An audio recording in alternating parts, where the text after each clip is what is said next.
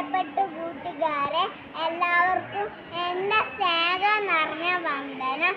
കേരള നവോത്ഥാനത്തിൻ്റെ സൂര്യതേജസ്സായ വിശുദ്ധ ചാവറക്കുര്യാക്കോസ് സച്ച് കുട്ടികളെ നമ്മെ സംബന്ധിച്ച് അദ്ദേഹം വെറും ഒരു വിശുദ്ധൻ മാത്രമല്ല, കുട്ടികളോട് നല്ല അപ്പൻ കൂടെയാണ്. അദ്ദേഹത്തിന് കുട്ടികളെ ഒത്തിരി ഇഷ്ടമായിരുന്നു.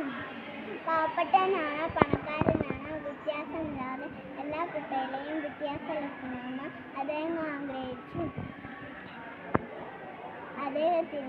അദ്ദേഹം നടപ്പിലാക്കിയതാണ്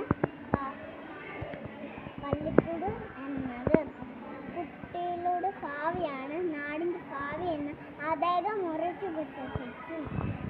ഒരു പിതാവിൻ്റെ വാത്സല്യത്തോടും കരുതലോടും കൂടെയാണ് കേരളത്തിലെ കുട്ടികളെ അറിവിലേക്ക് നയിച്ചത്.